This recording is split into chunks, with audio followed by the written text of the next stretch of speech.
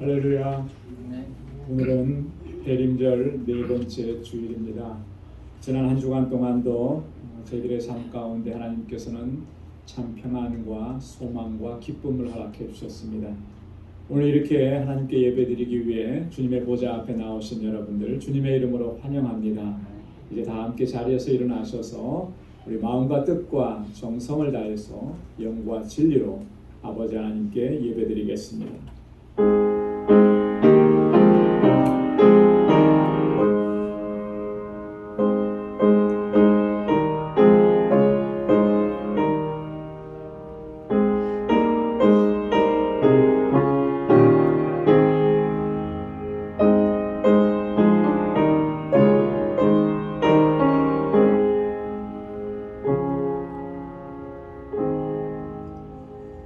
그날에 내가 말하기를 여호와여 주께서 전에는 내게 노하셨사오나 이제는 그 노를 쉬었고 또 나를 아니하셨사오니 내가 주께 감사하겠나이다 할 것이니라. 보라, 하나님은 나의 구원이시라. 내가 의리하고 두려움이 없으리니 주 여호와는 나의 힘이시며 나의 노래시며 나의 구원이심이라. 여호와를 찬송할 것은 극히 아름다운 일을 행하셨음이니 온 세계에 알게 할지어다. 시온의 검이나 소리를 높여 부르라. 이스라엘의 거룩하신 자가 너희 중에 크심이니라 할 것이니라. 아멘. 자비와 긍휼이 풍성하신 여호와 하나님 아버지, 한량없는 주님의 사랑과 은혜를 베풀어 주셔서 지난 한 주간도 믿음으로 살게 하시고 승리의 삶을 살아오게 하시며 오늘도 저희들에게 거룩하고 복된 주의 날을 허락해 주셔서 주님 앞에 나아올 수 있도록 우리를 이끌어 주시고 마음을 다하고 힘을 다하여 하나님 예배하고 찬양과 영광 올려드리게 하시니 감사합니다. 우리의 살아가는 일생 동안에 늘 우리와 동행하시는 하나님, 그 은혜를 단 한순간도 잊지 않는 저희들이 되게 하여 주옵소서. 언제나 어디서나 주의 이름을 높이고 주님의 영광을 위해서 살아가는 주의 신실한 백성들로 삼아 주옵소서. 오늘도 주님의 은혜를 기억하며 주님께 예배합니다. 주님을 찬양합니다. 경배합니다. 우리의 예배를 받아 주옵소서. 우리 가운데 임하시고 주의 성령으로 덮어주시고 우리 안에 있는 모든 더럽고 추한 것들을 깨끗하게 불태워 주시고 하나님 받으시기에 합당한 예배를 주님께 올려드릴 수 있도록 성령께서 이 시간 함께하여 주옵소서. 주님의 평강으로 덧입혀 주옵소서. 예수님의 이름으로 기원하옵나이다. 아멘. 전능하사 천지를 만드신 하나님 아버지를 내가 믿사오며 그 외아들 우리 주 예수 그리스도를 믿사오니 이는 성령으로 잉태하사 동정녀 마리아에게 나시고 본디오 빌라도에게 고난을 받으사 십자가에 못 박혀 죽으시고 장사한 지 사흘 만에 죽은 자 가운데서 다시 살아나시며 하늘에 오르사 전능하신 하나님 우편에 앉아 계시다가 저리로서 산 자와 죽은 자를 심판하러 오시리라. 성령을 믿사오며 거룩한 공예와 성도가 서로 교통하는 것과 죄를 사하여 주시는 것과 몸이 다시 사는 것과 영원히 사는 것을 믿사옵나이다. 아멘. 자리에 앉으시기 바랍니다. 찬양으로 하나님께 영광을 돌리겠습니다.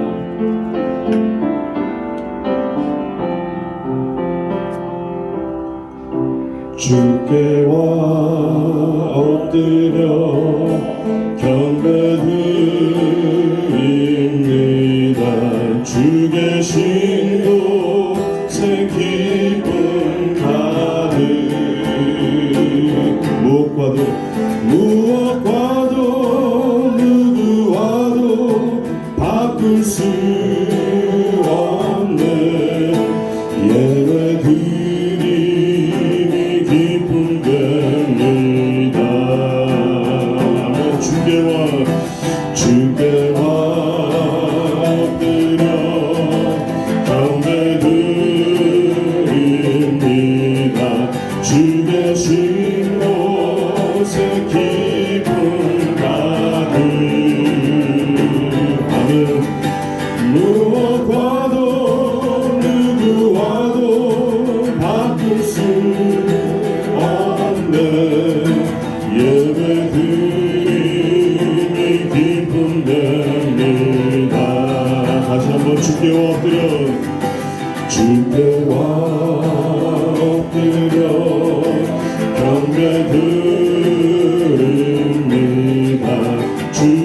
주신 곳에 기쁨 가득 무엇과도 누구와도 바꿀 수 없네 예배드림이 기쁨 됩니다 무엇과도 누구와도 바꿀 수 없네 예배드림이 기쁨 됩니다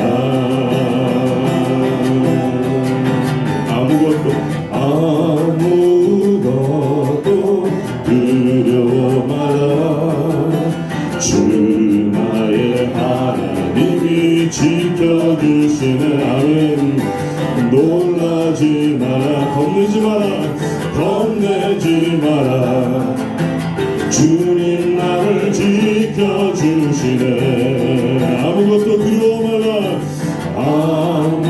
아무것도 두려워 마라 주 나의 하나님이 지켜주시네 놀라지 마라 겁내지 마라 겁내지 마라 주님 나를 지켜주시네 내 맘이 힘에 겨워 내 맘에 힘을 겨워 지칠지라도 주님 나를 지켜주시네 아멘 세상의 험한 풍파 몰아칠 때도 주님 나를 지켜주시네 주님은 나의 산소 주님은 나의 요새 주님은 나의 소망 나의 힘이 되신 여호와 아무것도 두려워 마라 주 나의 하나님이 지켜주시네 아멘 놀라지 마라 겁내지 마라 겁내지 마라 주님 나를 지켜주시네 내 맘이 힘에 겨워 지칠지라도 내 맘이 힘에 겨워 지칠지라도 주님 나를 지켜주시네 세상의 험한 풍파 몰아칠 때도 주님 나를 지켜주시네 주님은 나의 산소 주님은 나의 요새 아멘 주님은 나의 소망 나의 힘이 되신 여호와 내 맘에 힘에 겨워 내 맘이 힘에 겨워 지칠지라도 주님 나를 지켜주시네 아멘 세상의 험한 풍파 몰아칠 때도 주님 나를 지켜주시네 아멘 주님은 나의 산소 주님은 나의 요새 주님은 나의 소망 나의 힘이 되신 여호와 주님은 나의 산소 주님은 나의 산소 아멘 주님은 나의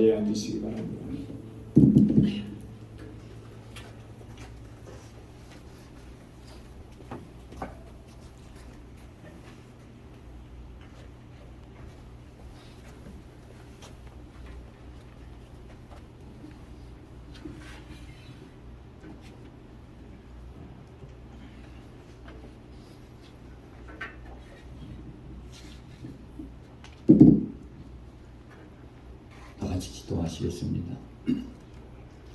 사랑과 은혜가 충만하신 하나님 아버지, 올 한 해 그 어느 때보다도 많은 아픔과 슬픔, 고통 가운데 살아왔지만 저에게 허락하신 구원의 기쁨과 감격으로 모든 고난의 때를 참고 인내하며 다시 오실 주님을 기다리는 대림절을 살아오게 하시는 하나님 아버지 감사합니다.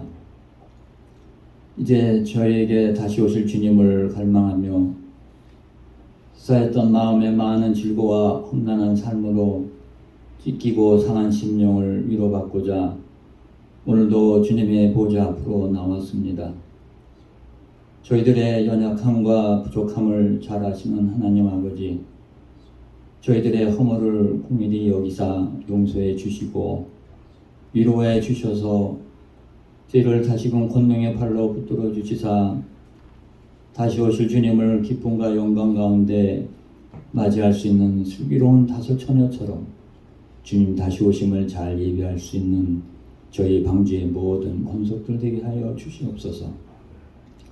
임마누엘의 하나님 아버지, 연약하고 부족했던 저희 방주재단을 하나님 뜻 가운데 굳건한 반석 위에 세워주신 아버지, 땀과 정성으로 재단을 가꾸며 주신 사명 잊지 않고 달려온 저희 지체들 하늘의 평강과 권능으로 함께 하시어서 올해 다하지 못한 사명 잘 마무리할 수 있도록 인도하여 주시옵소서.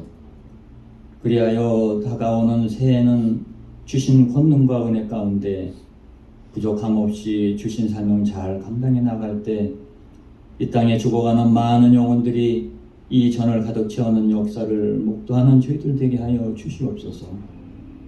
자비하신 하나님 아버지, 저희에게 믿음의 기업을 허락해 주시고 형통의 복을 허락해 주셔서 고난 중에도 하나님께 영광 올려드리는 기업들로 삼아주시니 감사를 드립니다.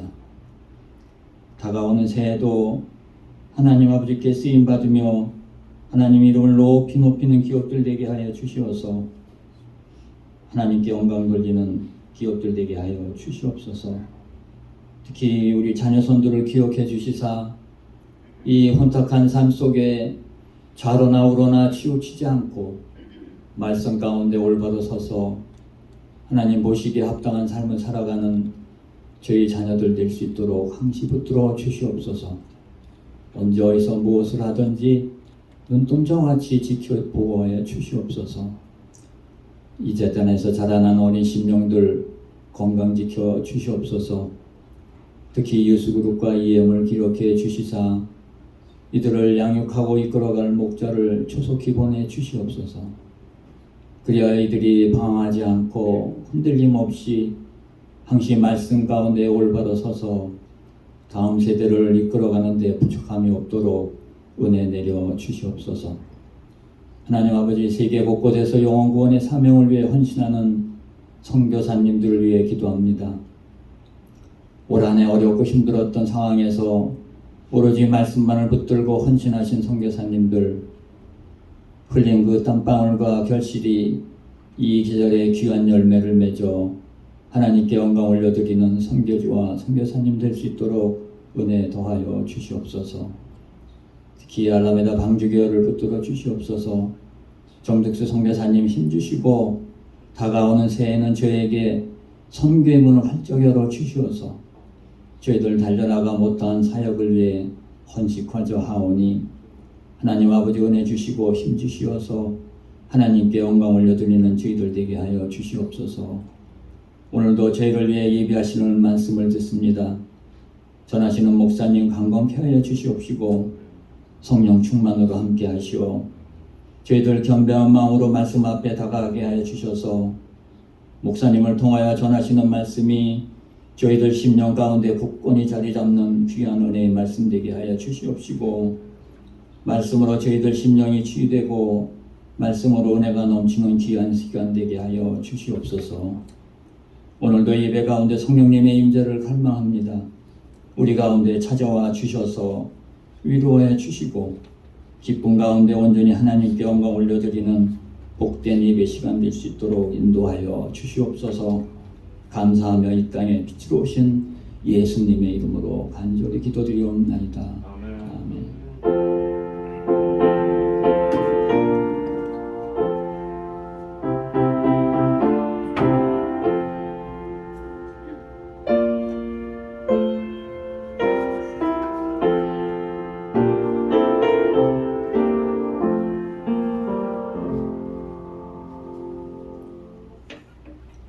오늘 이 시간 우리에게 주시는 하나님의 말씀입니다. 베드로전서 2장 1절로 3절 말씀입니다.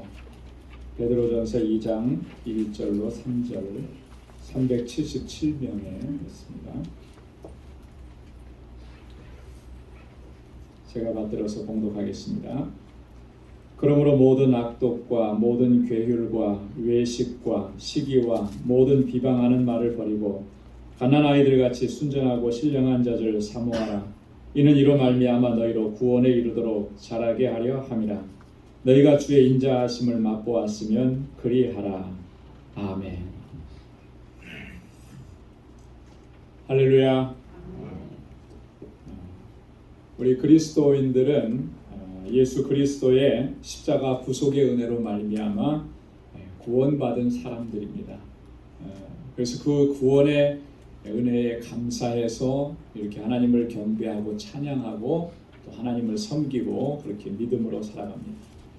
우리가 받은 구원은 어떤 것인가?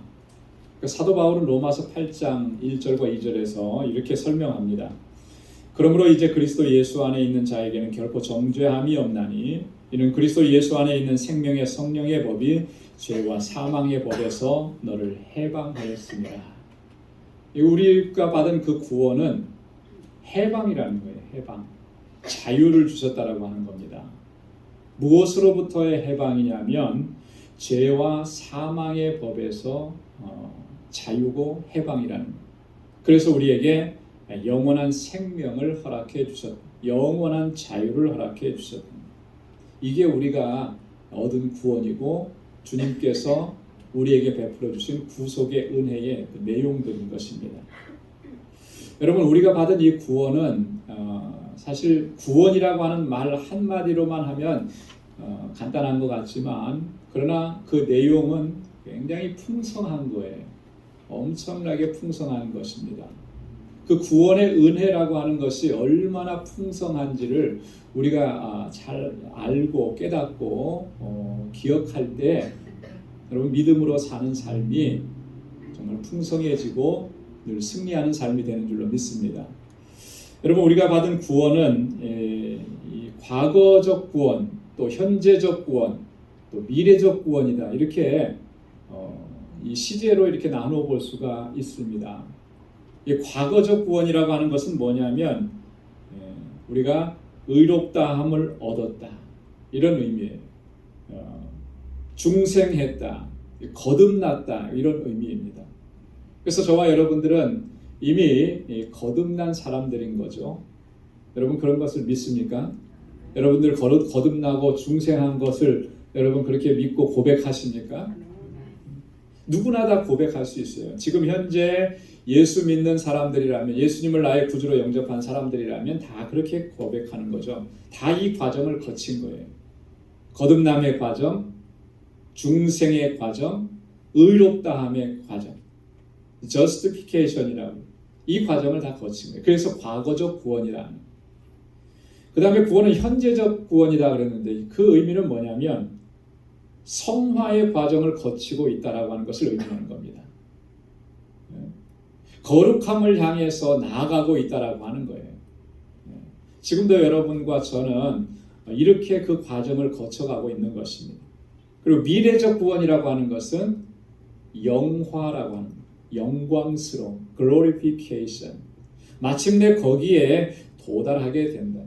그것이 얼마나 영광스럽고 얼마나 영화스러운지는 사실 이 땅에서는 우리가 잘 모르죠.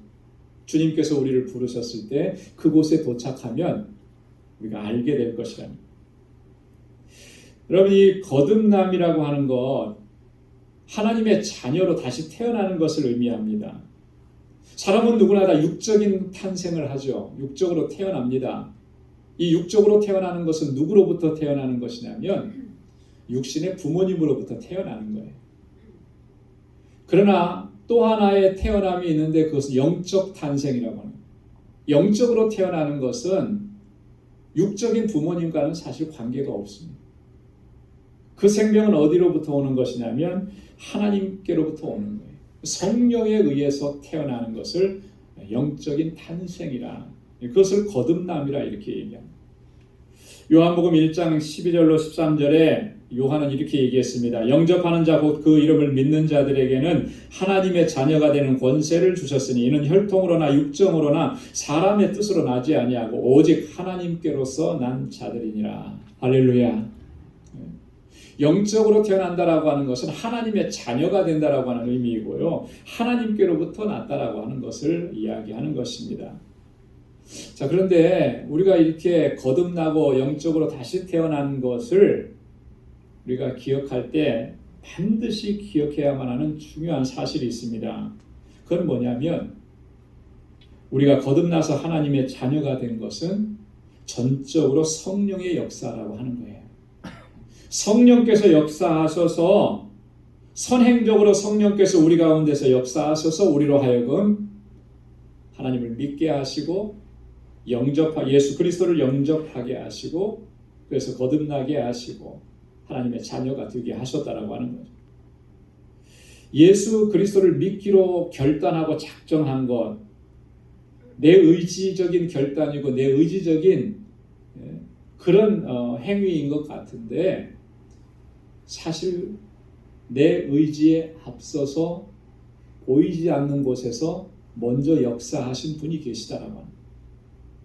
성령께서 우리 안에서 먼저 역사해요. 여러분, 내가 예수님 믿고 누가 예수님에 대해서 좋은 이야기 해주시고 그랬을 때 교회 나가보자고 했을 때 마음이 움직여서 그래 교회 한번 가봐야지 하는 게 내 의지로 결단한 것 같지만 그 보이지 않는 그 안에서 성령께서 먼저 역사하셨기 때문에 내가 움직여진 거예요. 누가 예수님에 대해서 말씀해 주었을 때 그 말씀이 감동이 된 겁니다. 여러분, 성령께서 역사하시지 않으면, 성령께서 먼저 우리 안에서 그런 역사를 이루시지 않으면 여러분 감동을 받을 수가 없어요. 아무리 좋은 얘기 해주고 아무리 복된 얘기 해줘도 그것이 그 마음을 움직일 수가 없는 것입니다.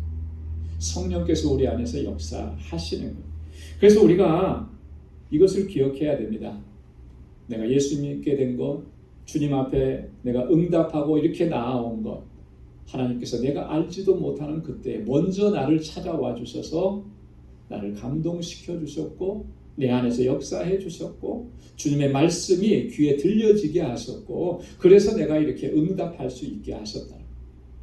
여러분, 그거 생각하면 우리가 구원에 관해서 이야기할 때 내 결단이나 내 노력이나 내 공로를 0.01%라도 주장하거나 자랑할 수가 없는 거예요. 그렇지 않습니까? 성령께서 나에게서 역사해 주신 것인데 그래서 그런 믿을 수 있는 마음을 주시고 움직일 수 있게 하시고 주님 앞에 나오게 하신 것에 대해서 그거는요, 아무리 우리가 감사하고 아무리 많은 말로 우리가 감격해하면서 하나님께 영광 돌려도 늘 부족한 거예요.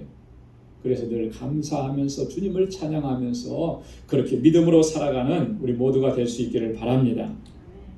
이 구원이라고 하는 것은 여기에서 다 끝나는 것이 아니라 구원은 또한 이런 과정이 있어요. 뭐냐면 성화의 과정.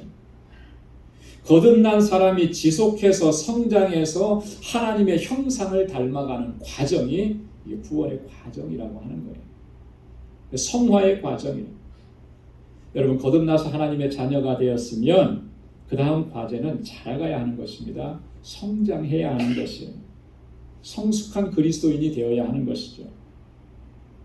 여러분, 이 성숙한 그리스도인이 되어간다라고 하는 것을 성화라고 얘기하는데 이 성화의 과정은 한마디로 얘기하면 이렇게 얘기할 수가 있습니다. 예수님 닮아가는 것이다.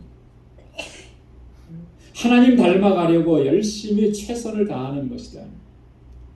우리 안에서 거듭남의 역사를 이루신 성령은 우리를 그렇게 이끌어 가시는 거예요. 그래서 성경을 보면 사도들은 계속해서 그 거룩하게 하심을 힘써 지켜나가고 주님의 성품을 닮아가기를, 그리스도에게까지 자라가기를 힘쓰라고 그렇게 말씀을 합니다.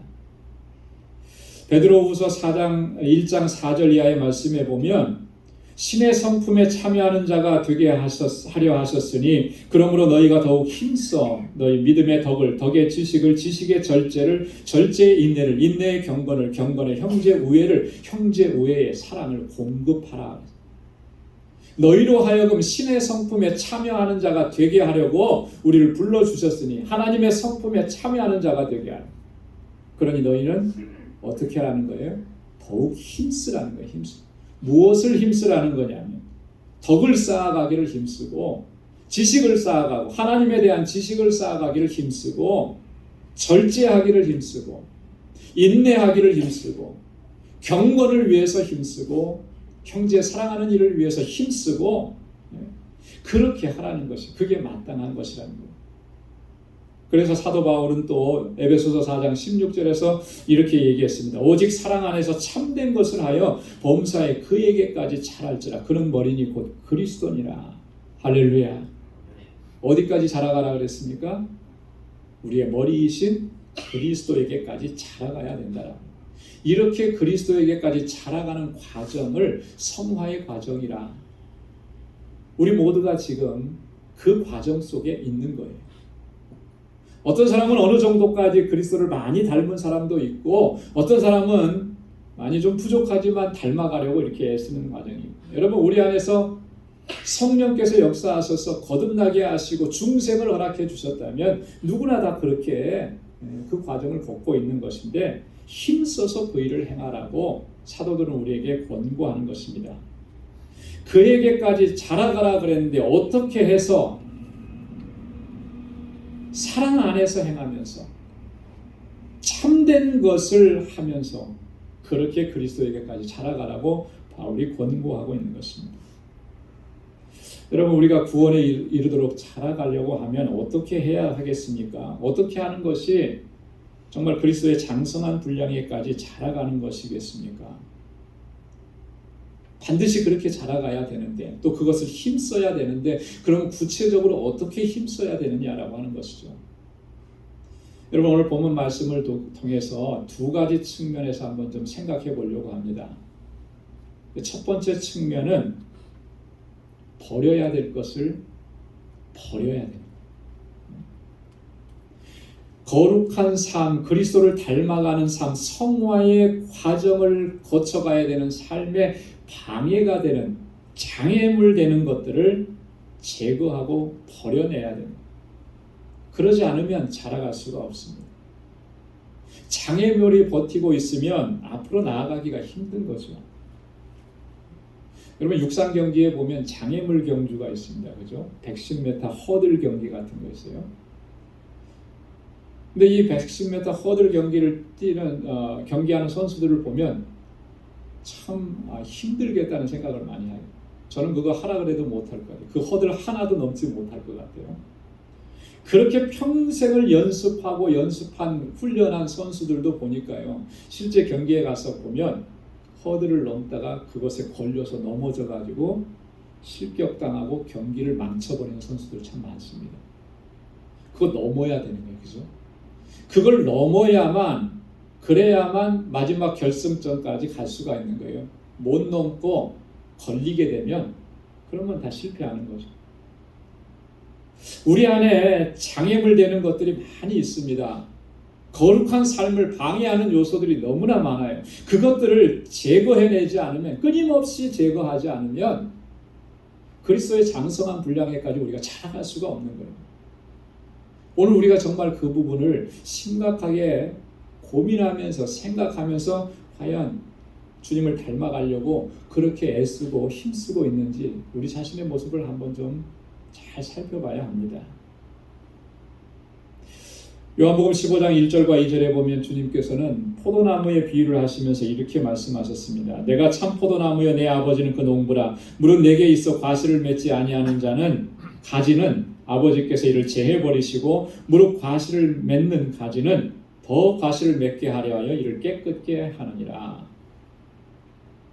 과실을 더 잘 맺게 하기 위해서 과실을 맺지 못하는 그런 가지들, 그런 것들은 다 어떻게 한다 그랬냐면 제해버리신다. 그거 왜 잘라내는 것이겠습니까? 더 풍성하고 더 실한 열매를 얻기 위해서 그렇게 하는 거예요. 그거 그냥 놔두면은 풍성한 열매를 맺지 못해요. 처음에는 저는 그렇게 생각을 했습니다. 어떤 사과나무가 이렇게 쭉 하는데 사과가 너무너무 많이 열린 거예요.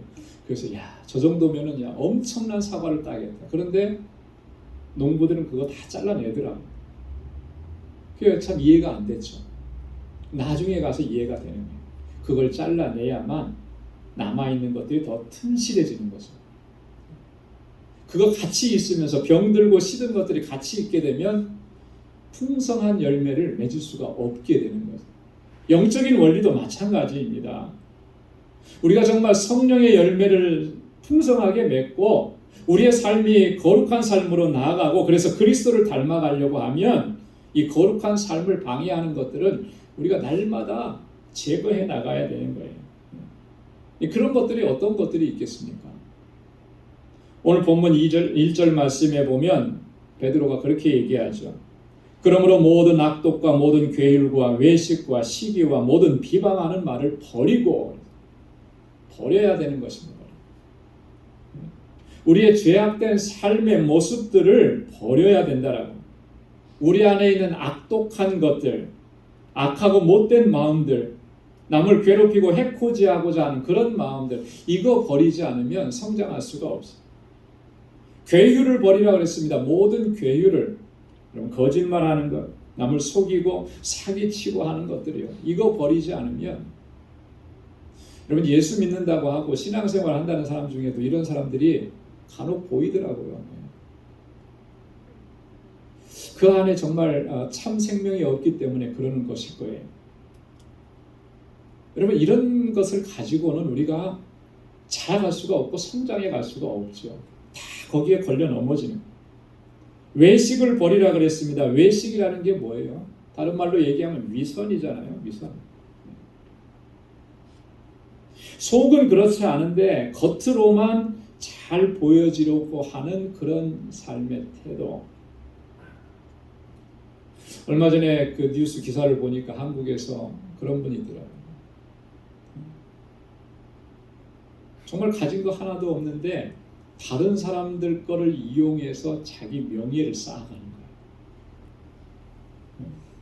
뭘 사가지고 한참 마스크 없어서 한국이 힘들 때 수백만 장, 수천만 장씩 그 마스크를 구매해다가 도네이션. 나중에 찾아가 보니까 자기는 엄청난 기업인 행세를 하면서 그러면서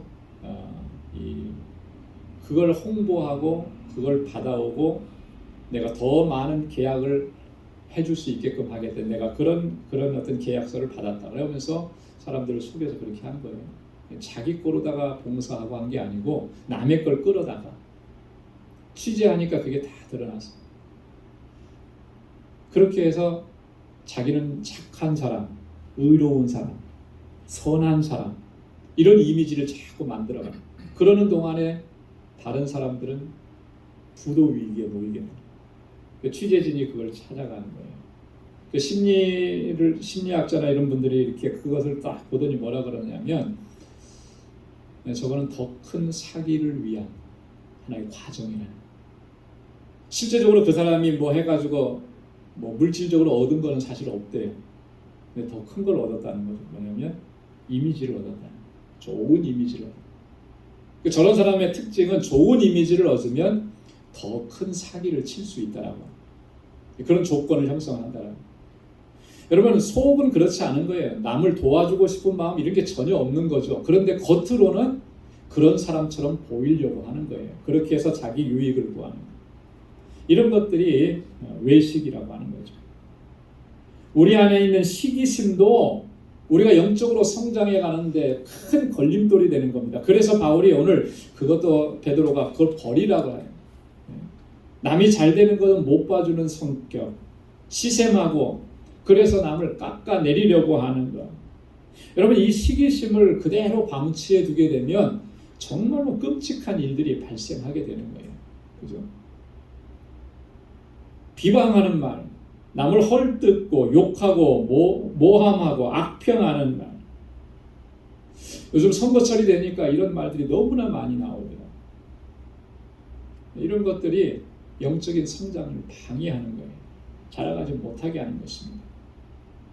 이거 철저하게 버리라고 합니다. 이거 버리지 않으면 그리스도의 장성한 분량에까지 자라갈 수가 없어요.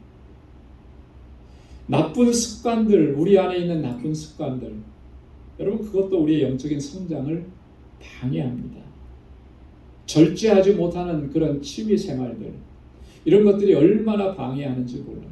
여러분, 취미라고 하는 것이, 취미 생활이라는 것이 유익을 주는 것은 맞아요. 그죠?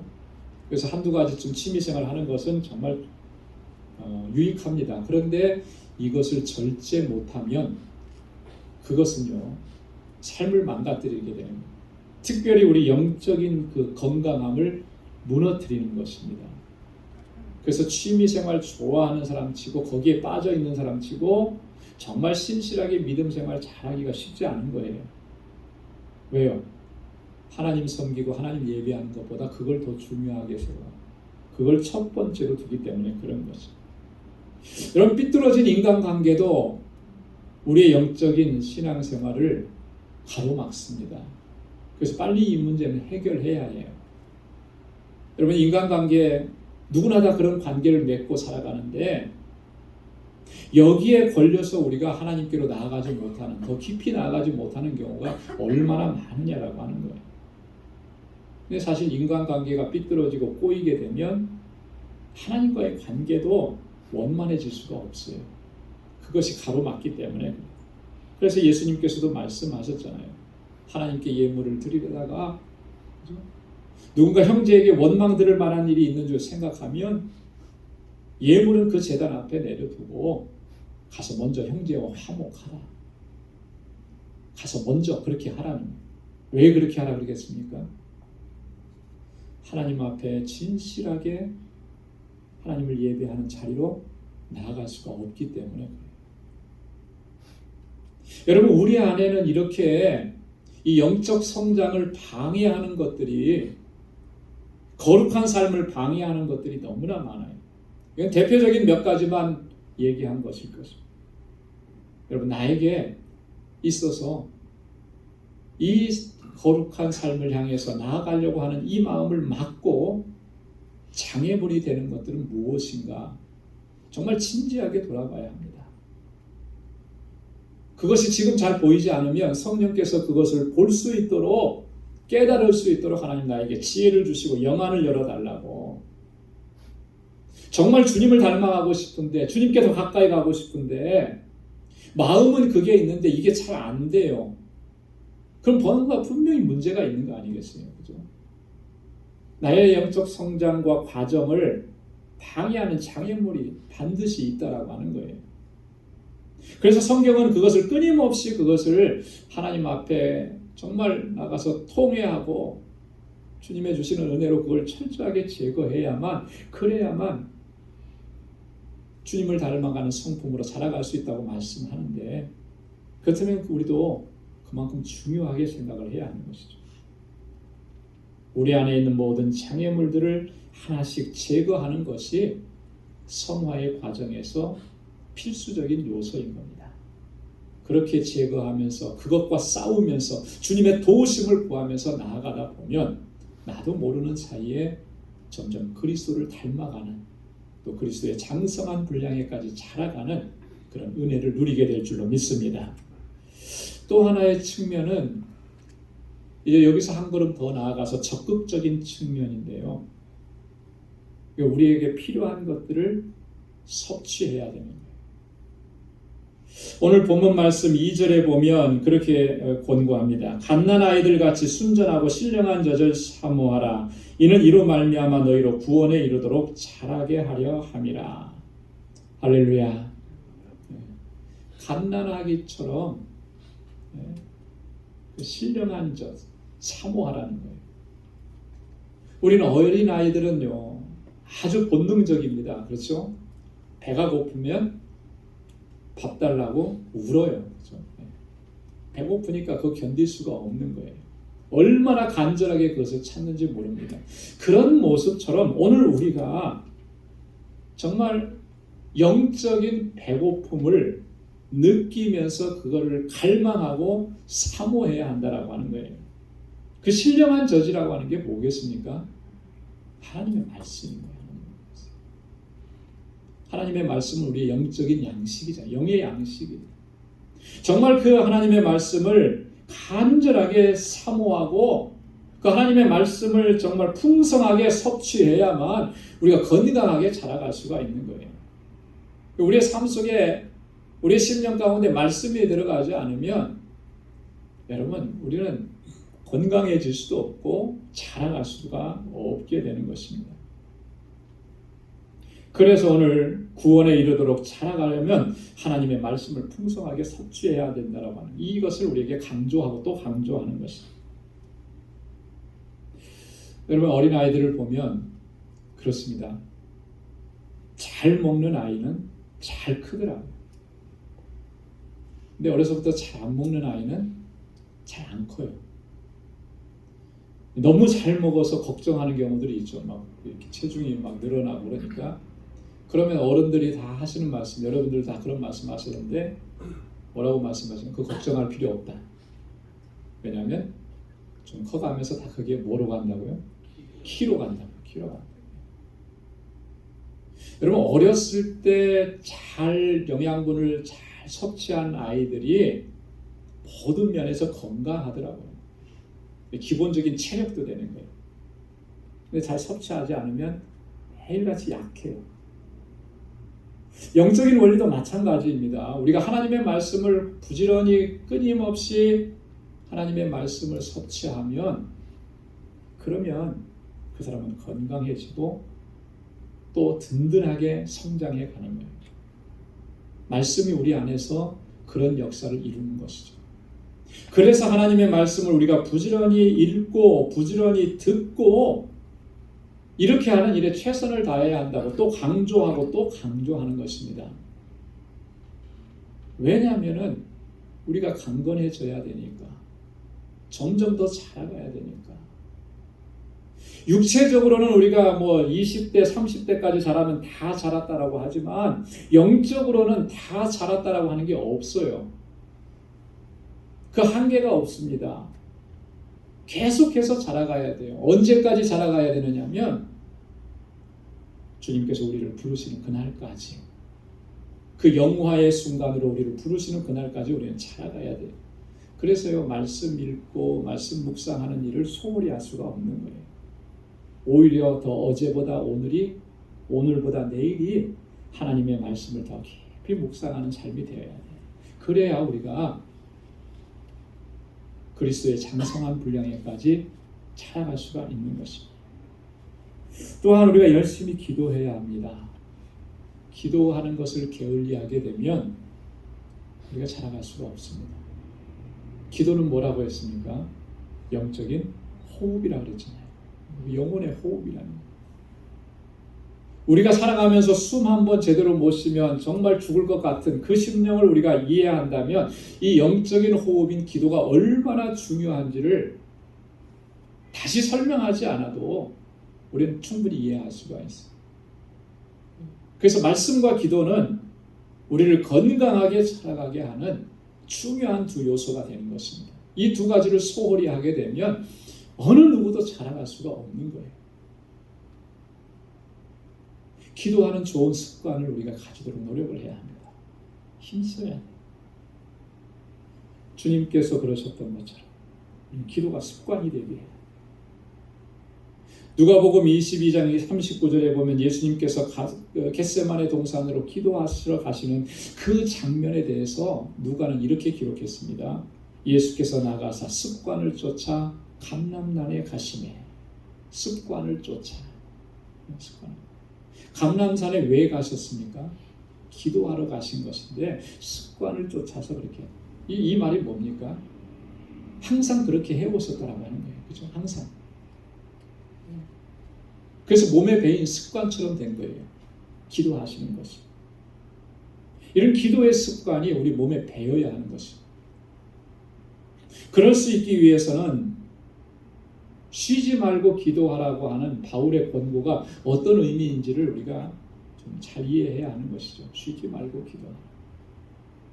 우리의 고정관념에는 기도는 교회 나와야만, 또 무릎 꿇고 두 손을 모으고 그래야만 기도하는 것으로 생각하는 경향이 많은데, 그렇게 생각하고 있는 한에는 우리가 기도가 습관이 되게 할 수가 없어요. 우리의 삶의 모든 순간순간이 하나님과 교통하는 순간, 걸어가면서 기도할 수 있고요, 차 안에서 기도할 수 있고, 대중교통수단을 사용한다면 기도하기 정말 좋은 자리, 누구 방해받지도 않고 내가 조용히 눈 감고 묵상하면서 기도할 수 있는 거예요. 어떤 분은 그러더라고요. 자동차 안은 나의 기도실이라. 이 자동차가 정말 그 안에 있으면 아무도 방해받지 않으니까 거기서 단 몇 분이라도 기도할 수 있는 거예요. 여러분, 우리가 기도하는 습관이 배이게 되면 장소가 문제가 아니죠. 상황이 문제가 아닌 거예요. 습관이 안 되니까 상황이 문제고 장소가 문제, 이렇게 돼버리는 거예요. 기도가 습관이 되면 우리 영적으로 더 건강하게 자라갈 수 있어요. 그리고 마지막으로 하나 더 중요한 것은요, 말씀에 전적으로 순종하는 삶이 돼요. 순종하는 삶. 그래서 예수님처럼 섬김의 삶을 향해서, 순종의 삶을 향해서 여러분, 순종의 삶으로 증명되지 않는다면 내가 아무리 말씀을 많이 읽고 아무리 기도를 많이 했다고 해도 그것은 능력으로 나타날 수가 없는 거예요. 하나님 말씀 많이 읽었는데 말씀대로 순종하지 않고 말씀대로 따르지 않습니다. 그러면 그 말씀의 능력이 어떻게 나타나실까요? 하나님의 말씀을 통해서 능력으로 역사하시는 하나님의 그 놀라우신 역사는 순종하는 사람, 말씀대로 따르고 순종하는 사람을 통해서만이 나타나게 되어 있는 것입니다. 그게 원리인 것이에요. 그래서 하나님의 말씀을 묵상하고 그 말씀대로 최선을 다해서 살아가려고, 순종하면서 살아가려고 힘써야 하는 것이죠. 그러다 보면 우리는 내가 모르는 사이에, 내가 알지 못하는 사이에 점점 그리스도를 닮아가는 그런 것을 발견하게 될 것입니다. 주님께서는 우리가 그렇게 되기를 원하시는 거예요. 그래서 오늘 우리에게 이러한 권고의 말씀을 베드로를 통해서 우리에게 주신 것입니다. 여러분, 지난 1년 동안을 한번 돌아보시기 바랍니다. 2021년 처음 시작할 때와 지금 끝나가는 지금의 시점, 나는 얼마만큼 변해 있나? 예수 그리스도를 처음 믿었을 때 그 모습과 지금 현재의 나의 모습은 내가 얼마만큼 주님을 닮아가고 얼마만큼 성장해 있는가?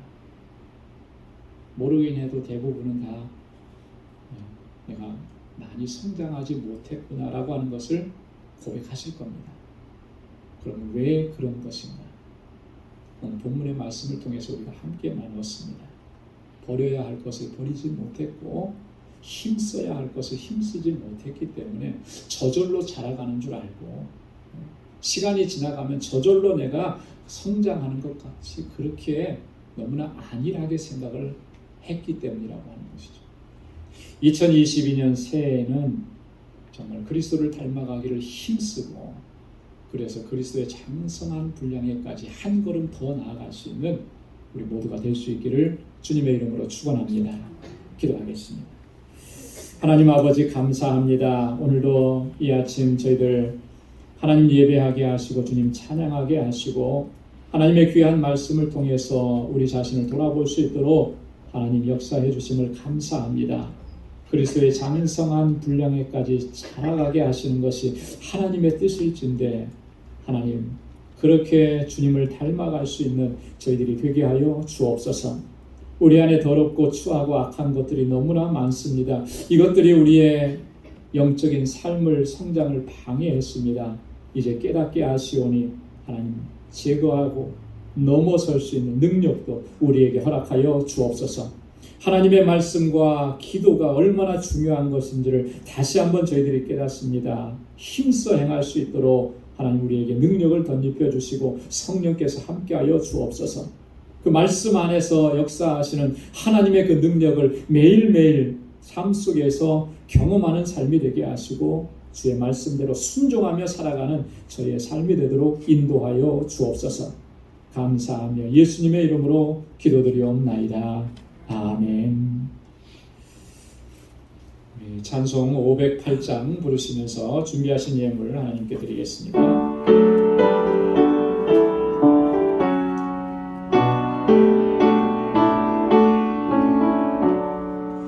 주와 같이 되기를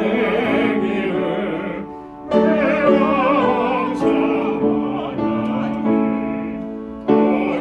어느 한없소란 주의 마음 집소서. 세상에서 우리가 나그네로 있을 때 주의 형상 닮아서 살아가게 하옵소서. 비록 작은 새라도 잊지 않는 나의 주 나와 함께 계시어 나를 돌아보소서. 마음이 깨끗하기를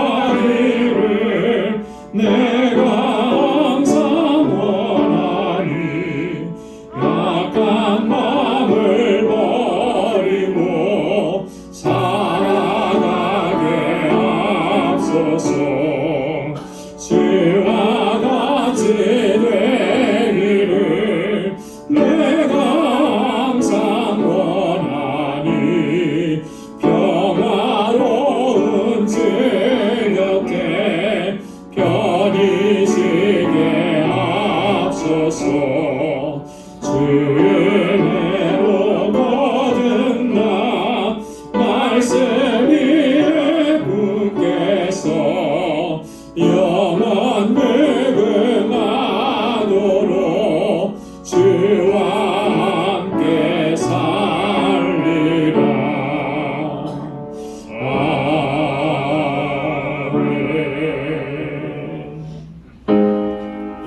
나 가진 모든 것 다 주의 것이니 그 많은 귀한 선물을 다 주께 바치네.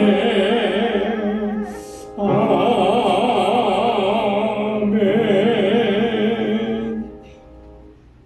은혜가 풍성하신 만군의 주여 하나님 아버지, 오늘 대림절 네 번째 주일을 주님의 부르심을 따라 주 앞에 나와 하나님을 경배하고 찬양하고 예배케 하시니 하나님 감사합니다. 매 순간 분초마다 은혜 베푸시고 능력의 손길로 우리를 붙들어 주시고 권능으로 역사하시는 그 하나님의 세밀한 손길 오늘도 기억하며 그 은혜에 감사하고 하나님께서 우리에게 허락해 주신 물질을 구별하여서 주님 앞에 예물로 올려드립니다. 감사의 예물 하나님 받아 주옵소서. 우리가 살아가는 동안에 항상 은혜 아니면 살아갈 수 없음을 저희들이 고백하고 은혜 구하며 주님께 더 가까이 나아가는 저희들 되게 하시고 모든 것이 하나님의 은혜인 것을 깨닫게 하셔서 늘 감사하고 찬양하고 주님께 영광 돌리며 살아가는 저희들 되게 하여 주옵소서. 아버지 하나님, 비록 연약하고 비록 어려움이 있고 비록 여전히 고통이 있을지라도 하나님 그것 때문에 우리가 절망하지 않게 하시고 낭망하지 않게 하시고 하나님 그 뒤에 역사하시는 그 놀라우신 하나님의 손길과 섭리와 역사를 믿음의 눈으로 볼 수 있는 은혜 허락하여 주옵소서. 그리하여서 하나님 미리 감사하고 미리 찬양하고 미리 주님께 영광 돌리는 복된 삶을 살아가기에 부족함 없도록 도와주옵소서. 하나님의 주권을 인정합니다. 하나님이 나의 주인이신 것을 인정합니다. 이제는 그 인정하는 믿음에 합당하게 살아갈 수 있도록 순종의 삶을 살아갈 수 있도록 인도해 주옵소서. 모든 것이 하나님의 것임을 저희들이 고백하며 주님 앞에 구별해서 11조의 예물을 드리오니 하나님 받아 주옵소서. 아버지 하나님, 선교의 예물을 주님께 올려드립니다. 땅끝까지 이르러 내 증인되라고 하신 주님의 말씀을 늘 기억하며 하나님 주의 복음을 전하고 주님의 증인된 삶을 살아가기에 힘쓸 수 있는 저희들이 되게 하여 주옵소서. 주의 복음이 세상 끝까지 전해지기를 간절하게 갈망하며 선교의 예물을 구별해서 올려드리오니 주님 받아주시고, 이 예물이 쓰여지는 곳에 하나님의 놀라우신 역사하심이 일어나는 것을 목도하는 그 은혜 또한 우리가 누릴 수 있도록 역사하여 주옵소서. 주님의 몸된 교회 하나님 사랑하고 섬기는 그 귀한 마음으로 주님께 건축 예물 올려드립니다. 하나님, 주께서 세워주신 이 재단이 정말 하나님께서 기뻐하시는 귀한 공동체가 되도록 도와주시고, 이 어두운 세상 가운데 진리의 빛을 비추고 생명의 빛을 비추는 귀한 구원의 방주가 되도록 역사하여 주옵소서. 우리 모든 믿음의 권속들이 서로 마음을 같이하고 뜻을 같이하고 서로 섬기며 사랑하며 함께 이 신앙의 여정을 달려갈 수 있도록 인도하여 주옵소서. 구제의 예물을 주님께 올려드립니다. 내 이웃을 내 몸과 같이 사랑하라고 하신 주님의 말씀을 다시 한번 또 가슴에 새깁니다. 하나님께서 내게 베풀어 주신 그 은혜와 축복이 나를 통로로 하여서 하나님 세상 가운데 전해지는 그 귀한 일에 쓰임받는 저희들이 되게 하여 주옵소서. 아버지 하나님, 우리 방주의 권속들 이제 또 한 주간 삶을 향하여서 삶의 터전으로 나아갑니다. 저들의 가정을 지켜주시고 저들의 일하는 곳에 하나님 저희의 삶이 복의 근원된 삶이 되도록 도와주시고, 아버지 하나님 저희에게 허락해 주신 그 믿음의 기업들이 정말 하나님께서 인도하셔서 형통하게 하시고, 하나님 그래서 하나님의 영광을 위해서 귀하게 쓰임받는 기업들이 다 되게 하여 주옵소서. 모든 것 감사하옵고 예수님의 이름으로 봉헌 기도드리옵나이다. 아멘.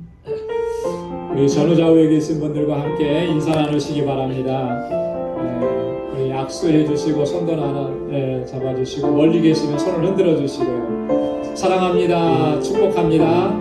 하나님의 은혜가 가득하길 바랍니다.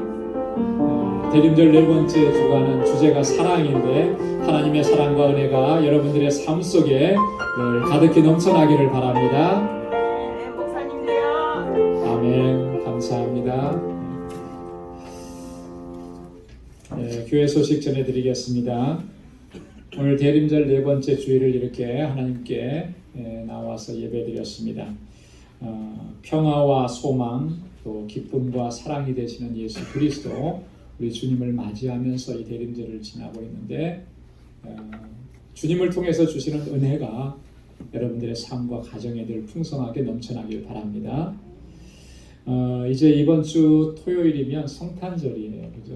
예수님께서 2000년 전에 유대 땅 베들레헴에 오셨는데 그날의 감격과 그날의 그 은혜를 우리가 기억하면서 함께 모여서 또 우리 가운데 오신 주님을 찬양하는 그 예배를 드리기를 원합니다. 그래서 12월 25일 성탄절 토요일이지만 우리 오전 11시에 예배를 드리겠습니다. 여러분 기도하는 마음으로 준비하시고 모두 다 함께 나오셔서 예배 드리시길 바랍니다.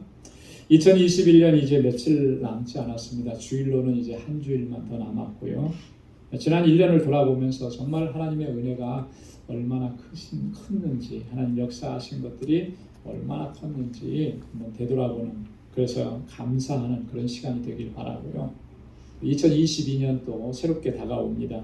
새해에도 하나님 앞에 정말 더 충성되게 주님을 섬기기로 그렇게 결단하는, 그렇게 기도하시면서 또 새해를 맞이하는 여러분들 되기를 바랍니다. 오늘 2부 예배 후에 정기당회 있습니다. 재정부실에서 모이겠습니다. 다음 주일에 공동회의가 있습니다. 결산과 예산을 위한 공동회의인데 세례교인 이상은 다 참석하시기 바랍니다.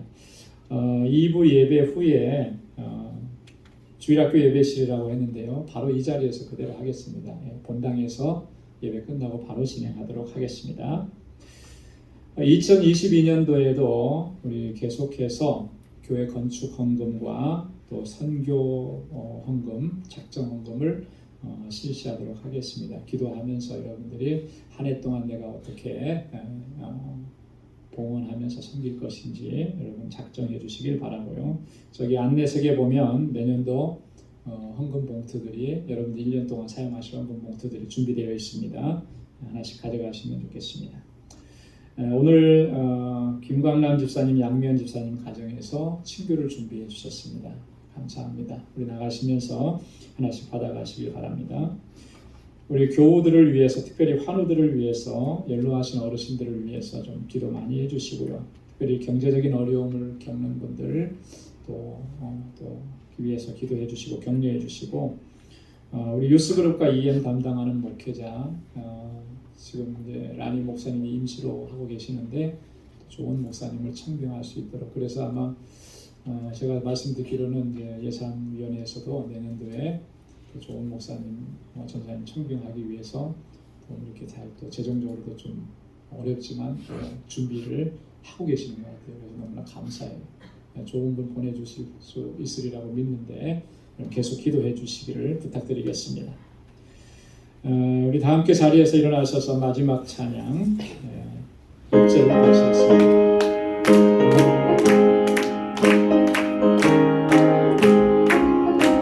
제사자들이여 어서 나서 어둠을 물리치고 주의 진리 모르는 백성에게 복음의 빛비춰라. 제사자들이여 복음의 빛비춰라. 죄를 얻은 밤 밝게 비춰라.